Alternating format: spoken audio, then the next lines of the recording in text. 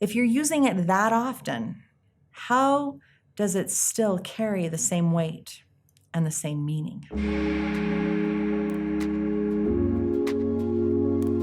Some old shit I've already owned has been cropping up a lot lately, and you know that when that starts to happen, I have to muse on it, and it's going to become one of my newsletters, and you guys get to hear all about the lesson that I am being reminded of. To be honest, I used to say, I'm sorry all of the time. I used to say it so often that a friend of mine started punching me. Her deal was that if you were saying I'm sorry and there was no real reason for you to be apologizing, that she would punch you. And she would give you a warning. She would say, now look, I heard that, and I don't see any reason that you should have been apologizing. So the next time you do that, I'm going to punch you. If there is a reason that you needed to apologize, that's perfectly fine, and I'll leave you alone. I just want you to know ahead of time, I am setting the expectation that you do not apologize. I used to apologize. I used to say, I'm sorry. Now, there's a difference between apologize. I apologize for this. There's an intention and there's more to it, but I'm sorry. I used to use I'm sorry so frequently that it was as though I was literally apologizing for my own existence. I was apologizing for taking up space in the world. I'm sorry. I'm sorry. Oh, excuse me. I'm sorry. I'm sorry. It came out of my mouth so often that it seemed to lose some of its potence. It seemed to lose its importance.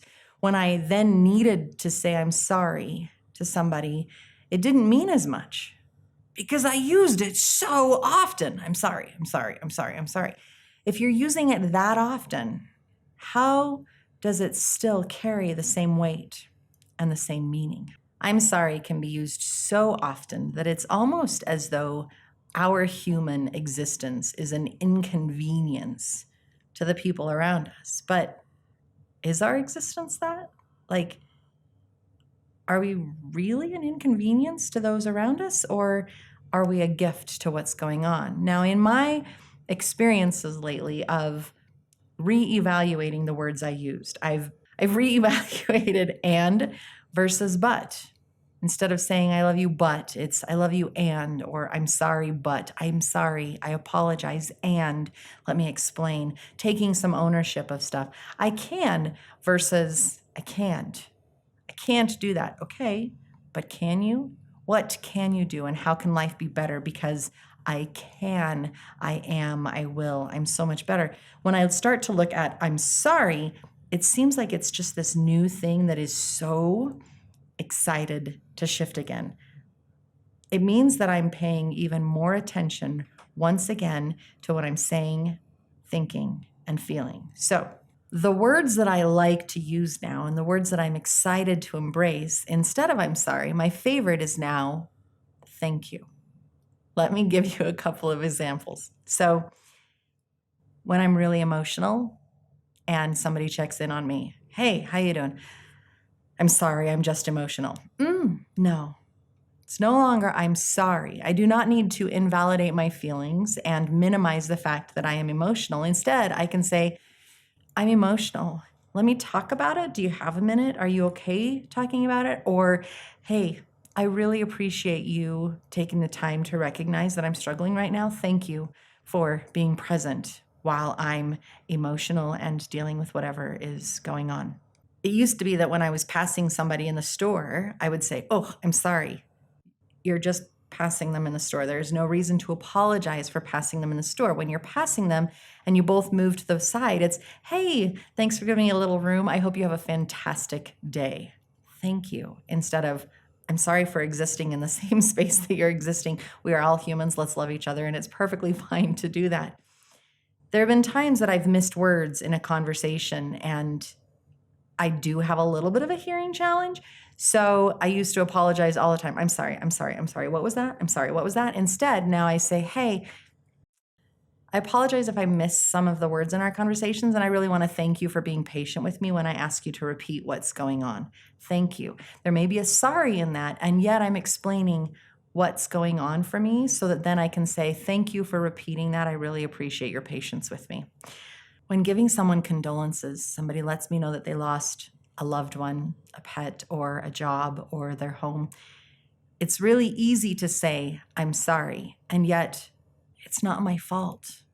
Their loss is not my fault, and therefore I don't need to apologize for it because I did not cause whatever it was to happen. So instead of saying I'm sorry and taking on the responsibility of that, I now say, wow, that's really sad. That's really hard. I'm really sad for you, and I'm here to support in any way that I can. Wow. My heart aches for you, and I'm here. Would you like to talk? I love you, and that's got to be terribly difficult. So how can I be even more present? Stop apologizing. There's no reason you didn't do it. This one's a little bit challenging, interrupting somebody. There are times that we need to interrupt another conversation that's going on because we just need to interrupt. What is going on outside that conversation is important and needs an answer. So there are times where we need to apologize and say, I'm sorry, excuse me. And there are other times that say, excuse me, can I please interrupt for a moment? And then, hey, thank you for letting me interrupt. I really appreciate you taking that moment. Now, when we interrupt people, we often wait for that opportune time to break in and ask a question.